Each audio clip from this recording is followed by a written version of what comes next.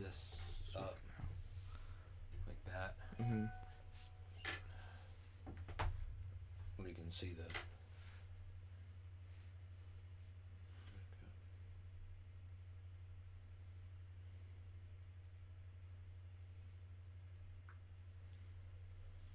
The chat thing. Mm-hmm.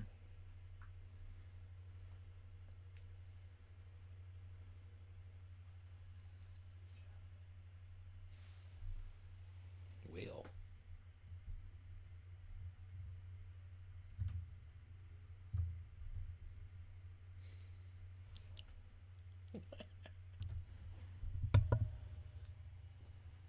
That shouldn't be there.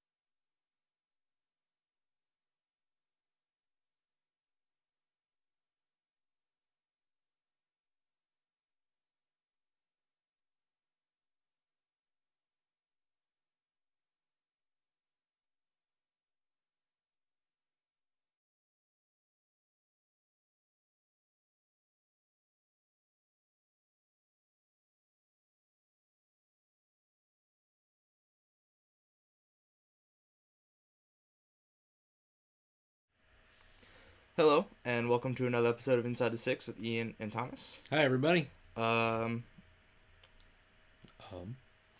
look like the mic's working.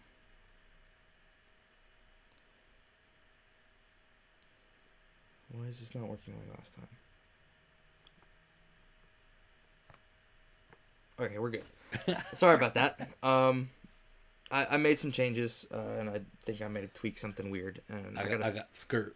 I got fixed that. Everything's fine though. A lot of really good games this week. Yeah. And a lot of big news that came out, especially today. Yeah. That we've kind of been expecting for a while. We're actually surprised it took so long. Start off with the first game of the week, the Man City Everton match. City back to being City. Really no surprise with what happened with that game. 2 great goals from Gabriel Jesus. A goal from Raheem Sterling.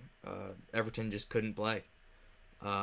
City were by far the dominant team, and that was expected. That's pretty typical for Manchester City, and it's disappointing for Everton. Mm-hmm. I mean, they just time after time they have the opportunity to step up, and they're just not managing it. I'm not surprised at all that City won. This is a game I didn't actually watch. I didn't have the opportunity over the weekend to tune into this one, but the result was not surprising at all. And especially with Gabriel Jesus and Raheem Sterling, who is having a really good season right now. So I mean, it's kind of cool. Yeah, he's finally clicked into place for City. Yeah. Palace Leicester. This was a really good game too. I believe the scoreline doesn't do it justice at all. um, It was 1-0. Mm-hmm. Luka Milivojevic in the 39th. And it was a good goal. This was a really good game. This was a really good open end-to-end match. And it could have been a heck of a lot more than 1-0. It's just, these two teams, Palace especially. Palace is playing without a designated striker. yeah. And even Wilfred Zaha was suspended due to yellow card accumulation for this match. So even he wasn't on the pitch. But it was a really entertaining game. This was good, scrappy football, and it was fun to watch. And just to show you, but that just goes to show you how much of an impact, just getting a shot on target can be, and then how good both of these teams' midfields were, because both teams struggled offensively, and I think that had to do with how good they were defensively. But that's just me. That's no, and I'll agree with that. Yeah, that's what I think happened with the game and why there were so few shots. And the one goal that Milivojevic had ended up being the winner. So, Huddersfield Newcastle was another really good game. Another 1-goal game and a very scrappy goal from Salomon Rondon. It was a battle back and forth. Both teams need points, and Newcastle were able to drag out 3 from Huddersfield. Tottenham Burnley, again, another scrappy match. It ended up being a goal in the 90th plus 1 minute for Tottenham to win the game. Yeah, and that was a really surprising thing, with this match, the fact that Tottenham left it so late. In second half stoppage time, in order to finish that one off and come away with the points, which speaks to a couple of things. One, Tottenham starting to slip, and they shouldn't be. It's disappointing. And Burnley maybe starting to get back into their regular form. They still have a lot of injury issues and things like that. But maybe they're starting to get back to where they were last season. I'm not going to say contenders, but definitely putting up a fight. Like they did when they ended up in Europa. At the end of last season, they got knocked out early, but still, they made it to Europa, and that's a big step for a club like Burnley. But with Tottenham, waiting 90 minutes, in order to. Barely just to nick those 3 points. What's going on there? I don't know. I think Tottenham should be doing a lot better. I think they should put up bigger fights. Up next is pretty darn close to game of the week for me. Agreed. And what's even crazier is this is probably 3rd on the list for game of the week. As close as it was, I think it's 3rd because there are 2 games that just have more of an important factor to the season, and that's Watford Cardiff. 5 amazing goals, 3 unanswered for Watford, until late, and they were all amazing. The first one from Gerard Deulofeu dancing through defenders. It takes someone cold as ice to do something like that, and I think Gerard Deulofeu is pretty, I guess, underrepresented in Watford.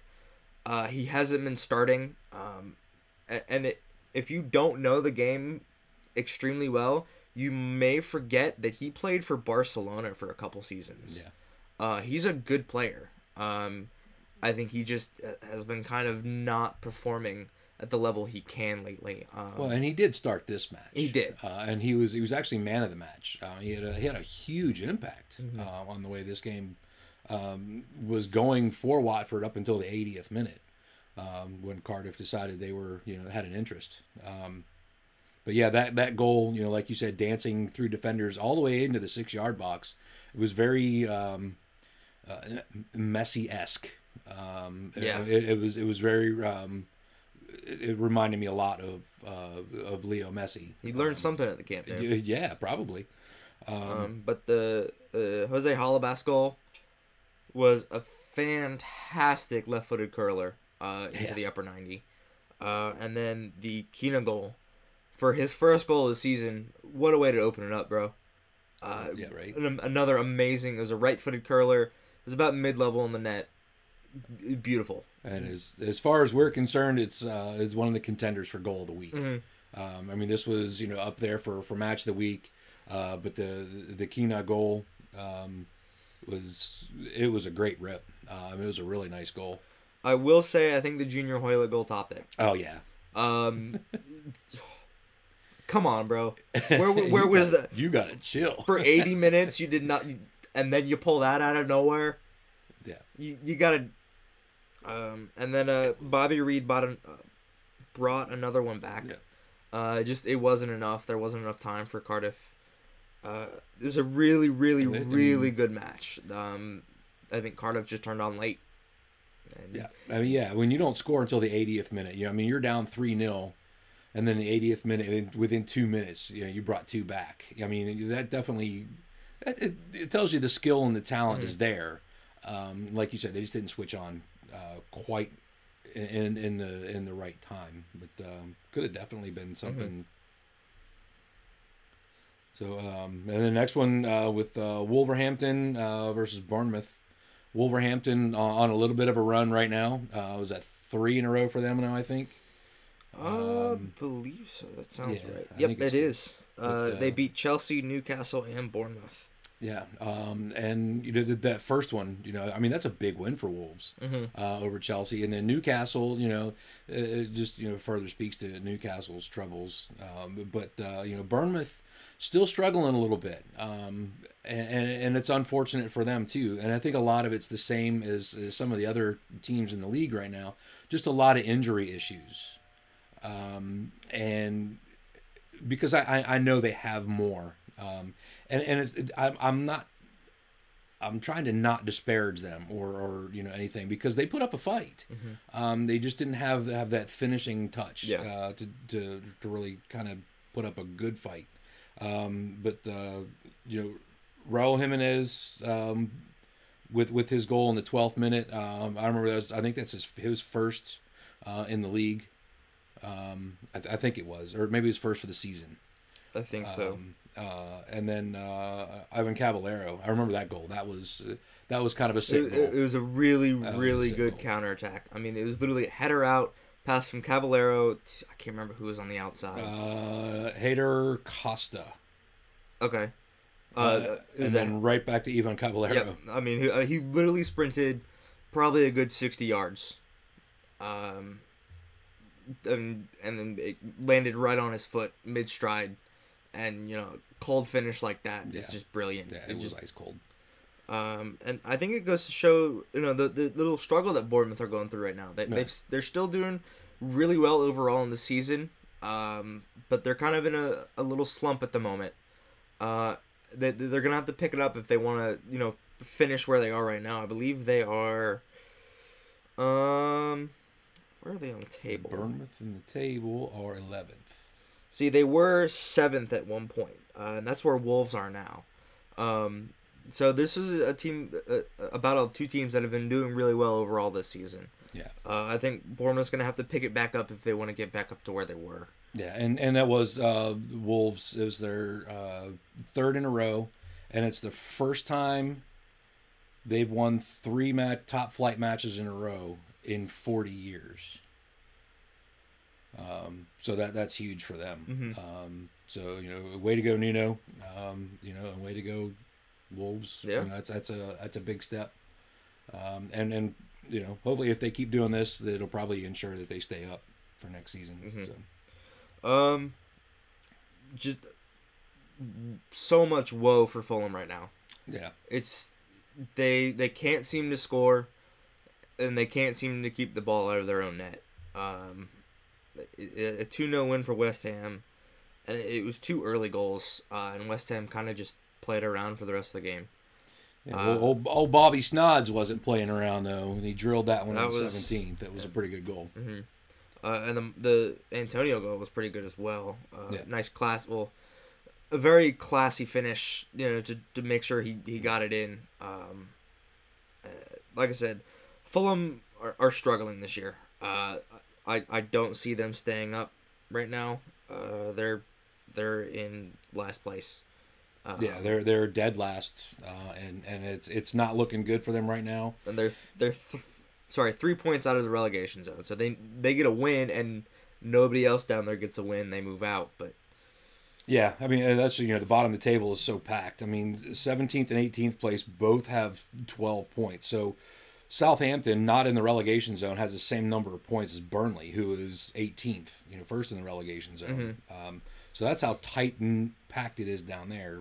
So Fulham, I mean, and it's still early. We're just at the halfway mark in the season. Coming up for Boxing Day and those matches. But yeah, Fulham definitely struggling a little bit. But we'll see what Claudio Ranieri can do for him over the next couple of weeks and see what's what. Again, guys, we are live right now, so if you've got something you want to add or a question or whatever, go ahead and you'll see the live chat there. Go ahead and click on that bad boy. I've got everything right here. We'll see what you write, what you type, and we'll respond as long as it's not dumb. Don't ask me what color socks I'm wearing because I'm not wearing any. That's a lie. I am wearing socks. Is it? I can't. Oh, you are. They're black, by the way. If you were wondering. For some reason, he's also got shoes on. Just haven't managed to take them off yet. It's a tough task. Chelsea. Chelsea Brighton. Not as big of a win as I was hoping for from Chelsea. Glad we got another win. Glad we could stay at the top or closer to the top of the table, and still keep pressing for a title this year. But Brighton were able to bring one back, and it was a really good goal from Solly March. Yeah. They fought for that goal, and you could see it in their faces when they got it, how happy they were to finally get one back and to open the game up a little bit more to possibly even get a point or even 3 against Chelsea. Sure. I mean, Chelsea had to kind of fight for it late in the second half. Brighton and Hove were, the Seagulls were pushing, and especially when they got a little bit of encouragement from Solly March, with that goal.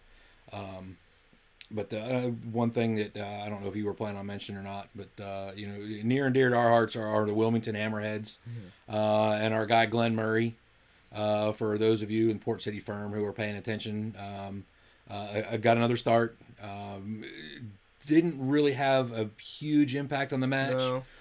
but just cool side note, the commentators did mention that Glenn Murray started with the Wilmington Hammerheads more than once. Twice. I mentioned twice. And they mentioned Wilmington Hammerheads and Wilmington, North Carolina. So right there. hammers till I die. So yeah.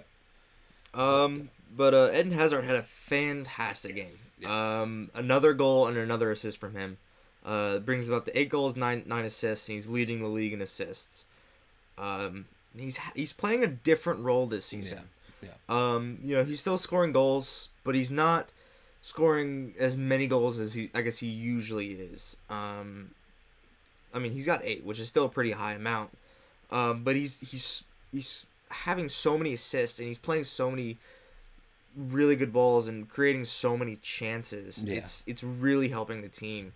And you can see, because he got subbed off, and you could tell they were missing something when Giroud came on for Hazard. There's a little bit of creativity lacking. Oh, absolutely. But you've got to rest a player like that. He can't play forever. He's got to, take a break. And hopefully we can keep him on for another season. I've heard rumors that he's already verbally committed to joining Real Madrid in the summer. Like I said, it's rumors. I hope it's not true. And if that happens, that's going to be a huge blow for Chelsea. It really is. Because like you said, just Eden Hazard coming off the pitch for Olivier Giroud, just that in itself. The fact that they were still winning the match at that point. It was 2-1. Well, they were winning the match the whole time, but it was 2-1 when he came off. And like you said, yeah, you got to rest a player like that. But the fact that just the simple matter of Eden Hazard and his creativity and his willingness to work isn't the same as Olivier Giroud. Olivier Giroud is a poacher. Yes. He's certainly not an attacking midfielder, and I hesitate to even call him a striker. He really just kind of picks up scraps and throws them in the back of the net, when the opportunity arises. And that's not a bad thing. No, it's a legitimate position. I mean, Sure. there are certain teams that do that. I mean, Harry Kane is a poacher. Yeah. Harry Kane is, has some striking qualities and can hit a ball really well. But, I mean, being a poacher isn't bad. It's not like a negative thing. It's just a different style of play. And you can see the difference in the game when they switch those players out. It changes the game. And for Eden Hazard to be, not an option, next season for Chelsea, granted, if that does happen, like you said, it's just rumor. If Eden Hazard does go, they're going to have to be very active in the transfer windows, to find, something, to put together, some player, whether it's in their U18s, U21s, one of their second teams, something, or from somewhere else, I don't know. And there are also rumors going around that Christian Pulisic will be joining Chelsea. Again, whether or not that's true, we haven't found that out yet. But I've actually seen that one in the news articles, though. Yeah, that's more of a possibility. That's been a big possibility, and I think if Eden Hazard leaves, Christian Pulisic is a fantastic replacement. A little bit younger, but still really skilled, really experienced. He's, I think he's the captain of the U.S. men's national team when he's playing. If he's not, someone else who is as equally experienced as he is captain. He's been playing in the Bundesliga for years now, performing really well. I think, and if, like I said, if Hazard leaves, the addition of Pulisic would be the ideal replacement. Somebody creative up front to, create chances and have the ideas to create goals is exactly what Chelsea would need to replace Hazard. Yeah, but I agree with that. Yeah, I hadn't thought of that until you said it. And yeah, I mean, a number 10 for a number 10, sure. I think what's Christian Pulisic is number 22, but he acts more like a number 10 to me. But moving on to second place for match of the week for us. This was probably the surprise of the week. Upset for many people. 23 game win streak. I believe it was 23 game win streak. Yep. Gone. It wasn't the most exciting win streak for Arsenal. I believe probably the biggest win for them was Tottenham, because many of those games were, Europa League games, and they were against lower league teams, lower table teams. And lower league, championship. Yeah, for EFL Cup and stuff. But Southampton with Ralph Hasenhüttl came to play. Yes. Southampton were not down at any point in that game. They were either winning or drawn. And it was 3 brilliant goals for Southampton, and 2 really good goals for Arsenal as well. But 2 for Danny Ings, 2 for Henrik Mkhitaryan, and 1 for Charlie Austin. And I think... And all 5 goals were phenomenal. Oh, absolutely. But I think Charlie Austin's goal is probably the best one from that game. Yes. Another contender for goal of the week for us. Just because of the importance of it. First win under Ralph Hasenhüttl against Arsenal of all teams, who are currently in 5th right now. Yeah, who are not doing poorly at all. Is huge. Huge win. Huge 3 points. To even possibly put Southampton... I think that put them out of... They are out of the relegation zone. That put them out of the relegation zone. They're tied with 18th place on points. It's goal differential that's keeping them out right now. But yeah, they are just out of the relegation zone. And to show you the importance of it, that's the 2nd win this season for Southampton. 2nd. And to take down Arsenal, who, up until this point in the season have been doing well under Unai Emery. The post Wenger era was actually going pretty good for Arsenal. And I'm not saying it's over. I'm not No, saying, oh, this is crash and burn. They hit a bump in the road. Southampton came to play. Ralph Hasenhutl's got some fresh ideas, and Southampton's buying into it. And I think after this, they're definitely going to buy into it. Absolutely. And if they're not buying into it, I think they'll probably see themselves disappearing in transfer windows. Because for him to come in, and this is his first game in charge? Second game in charge. Okay. He didn't really have much time for their last game. I think he got hired the day before, and I think he just sat in the stands for that one. But for this one, and to score first on Arsenal, through Heinrich Mkhitaryan, draws level. Southampton says, okay, game on. And like Thomas said, they were never behind. They stayed one step ahead of Arsenal. Arsenal was chasing. But Southampton, put it together and held them off. And it was in fantastic fashion. And all they had to do was hold off for 10 minutes. They scored their third goal in the 85th minute, and I believe there was 5 minutes of extra time. Yeah. So I mean, and it wasn't. None of this was. It wasn't scrappy. Kind of garbage goals. I mean, these were intended shots on frame. And who's the goalkeeper for Arsenal? Leno. Yeah. Yeah. He was beaten. Yeah. Danny Ings had 2 phenomenal headers. And actually, I think the Charlie Austin was a header too. Fantastic game. Ralph Hasenhüttl. Hasenhüttl? Yeah, because all the goals are headers. Well, all right then. So that's a thing now. It's not. It's not. But like I said, that was a fantastic game and an important win for Southampton. Hopefully, they can continue to just keep biting into Ralph Hasenhüttl's ideas and move further up the table. Hopefully, they can keep themselves out of the relegation zone. Go for mid table at least. If possible, go higher. Just avoid the relegation zone right now. Let's just try that. Last game. This is game of the week for us. Yes. By far. This was because of the importance, and we'll go over that at the end of the video. First off, Sadio Mane, his goal of the week for me. Just the ball from Fabinho to hit Sadio Mane right on the chest, and then Sadio Mane's first touch to bring it down beautifully right to his foot, and then to Meg De Gea, brilliant. It was a fantastic goal. It seemed like it came straight from the training ground, and it was amazing. I mean, if anything had gone wrong, it wouldn't have been a goal. They executed it perfectly.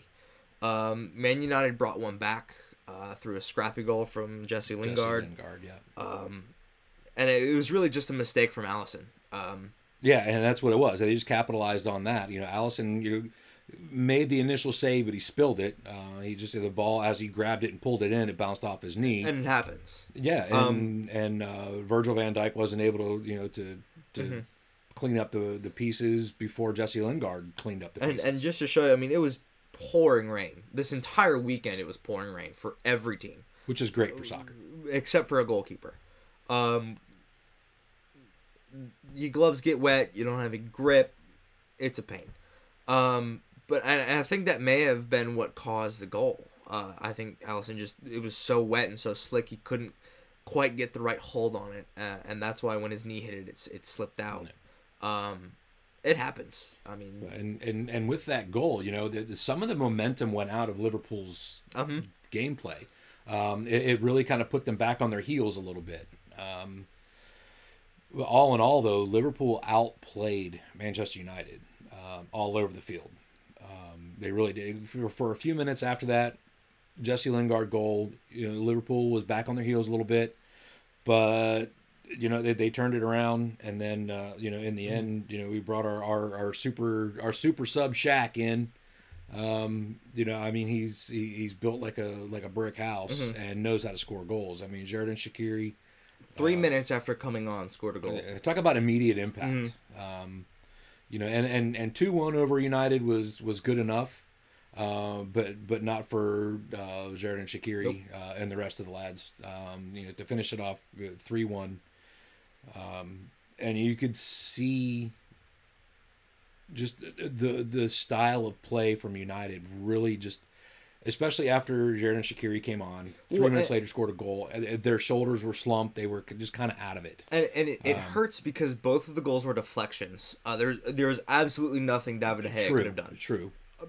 As much as we talk crap about David De Gea, yes, we do, and it's fun because he's still not the best goalkeeper in the world. I don't care what you say. No. He's a good goalkeeper. Yeah. He's just not the best. He's just not the best. But, I mean, when you have deflections like that, as soon as you see the ball moving to even, like, after deflection, even though, like, you've already dove and you know you can't do anything, the light just fades. You're like, well, there's a goal. Yeah. There's nothing I can do about it. And that's what happened. You know, he just, it's really unlucky to see stuff like that, but it's part of the game. And it ended up costing them.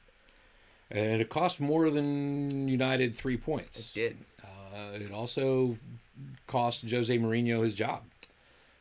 Oddly enough, I read an article yesterday, which would be Monday. And apparently at that point there were, quote unquote, no plans to release Jose Mourinho of his duties as Manchester United manager. And then today, it was early this morning, I got the notification. Actually, I got a message from Thomas. Sent me a message with the. I was on my way to work out. And saw it. Yeah, and where they had thanked him for his service and wished him luck in the future. And in all honesty, I can't believe it's taken him this long. Seriously. And in that same article, if you want to, that article was on FotMob. Again, shout out to the guys and gals at FotMob putting together a really great app. We get a lot of fresh information from them. But that article had 3 former Manchester United players, kind of giving their opinion on the Jose Mourinho outcome. And there were 3 competing, I guess, perspectives on it's too soon. You got to give him time. He's a winner, and yes, he is. Jose Mourinho has done statistically has a fabulous career. But there was also one of the opinions was that there are players on this team from the Fergie era who no longer deserve to wear the shirt. And I'm almost verbatim quoting the article. I don't remember which player said what. So go find that article and read it. I'll post it on Facebook. Yeah, we'll post a link.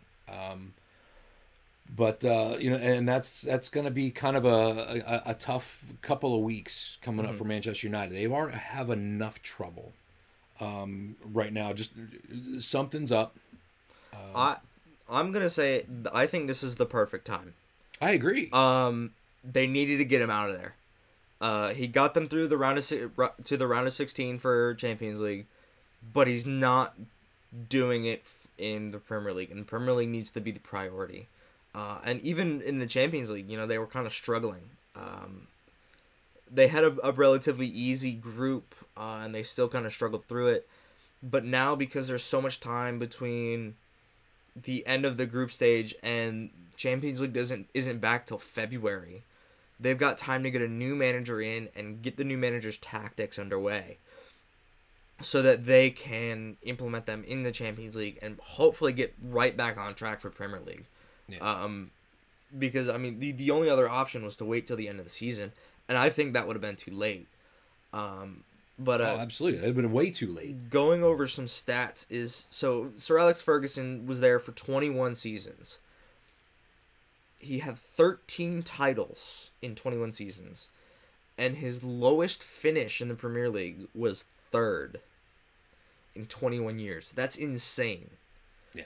To stay in the top 3 for 2 decades. I mean, even Arsene Wenger didn't pull that off. Yeah. And where's United at right now? They're in 8th, I think. They're in 6th right now. 6th. But maybe lower than that. They are in 6th. Yeah. 26 points. But just to go over it, the last 6 managers since Ferguson's left, They have 0 titles, obviously, and their lowest finish is 7th. And in my personal opinion, I think that Manchester United, the entire team, like, I guess the business as a structure, was so encircled around Sir Alex Ferguson that when he retired, it kind of crumbled. And they just kind of started bringing in people that had big names instead of similar tactics, and the team didn't really form around that. Yeah, they didn't gel, and that's a big problem they've got. You know, and the fact that, you know, they were going up against Liverpool, who was, I mean, and right now Liverpool is in a first place, second place battle with Manchester City, and they didn't play they didn't play Paul Pogba, and in the post match interview, Jose Mourinho was asked, "Did you ever intend to play Pogba?" And he said, "No, I was happy with what I had," you know, and that's fine. You can be happy with it, but at the same time, I mean, your tactics were wrong. Liverpool had 30-something shots. 36. I think it was 36. Yeah. And how many shots did Manchester United have? And just while we're doing this real quick, anybody who's watching, if you want to chime in and chat, who do you think might be a good replacement for the special 6. He had 6 shots. 6 shots, so 36-6. And you know, and as they say, you know, that seems like Manchester United lost the plot. They and it's really, I am not a United fan. I'm a Liverpool supporter. But when you see a team with a storied record like United, I mean, I think, if I'm not mistaken, they are the winningest team in the league right now.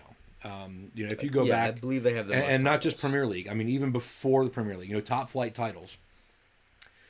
And to see them struggle week in and week out over silliness, you know, it just seemed like the arrogance just kept creeping in. You know, Jose Mourinho's like, you can't tell me what to do. You can't tell me what to do. You can't tell me what to do. Well, you know, now they don't have, you don't have to worry about it, Jose. They're not going to tell you what to do anymore. You know, but I promise you, your creditors are going to come knocking. But it's just really sad to see a team like that, you know. And I'm not going to say they've crumbled. They're not disintegrated. They're just in a really bad spot right now. There's still plenty to build with and build from. They have a really good team. Absolutely. They just weren't playing the right tactics. They weren't playing the right football. No. But so hopefully they get it back. But they get to come up against Cardiff next week, so maybe they'll use that as a confidence booster. But you never know. I mean, Cardiff played this past week, so there it is.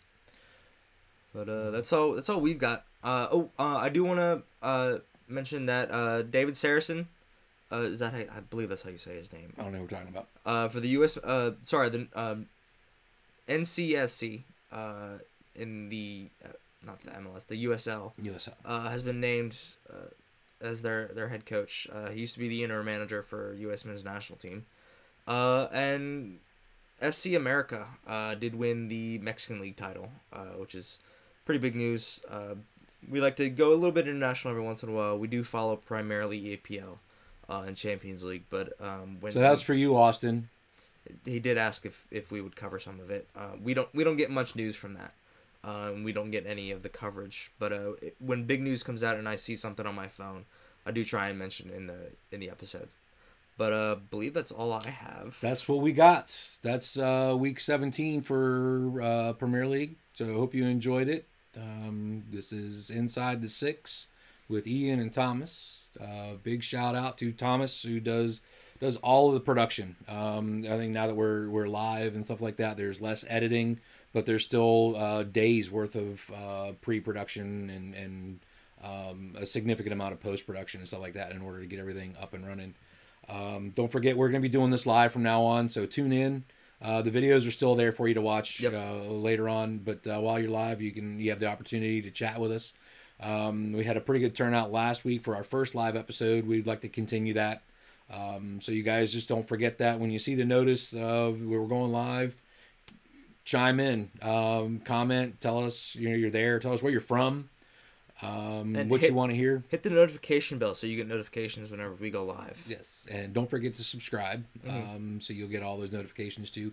Super big shout out to our buddy Macrophonic MC. He lets us use the intro and outro music, which you'll hear here shortly. Links are also there. Check out the t-shirt shop. You get t-shirts, stickers, hoodies. They're great Christmas presents. They're great Christmas presents. I don't know if they'll arrive on time, but they might be late. Hey, but it's still a great idea. They're great birthday presents and Valentine's presents too. That's coming up. We just want to thank you guys for tuning in and indulging us. This is something we enjoy doing, and we will see you to do it again next week. On Christmas. On Christmas. Bye. Bye, everybody.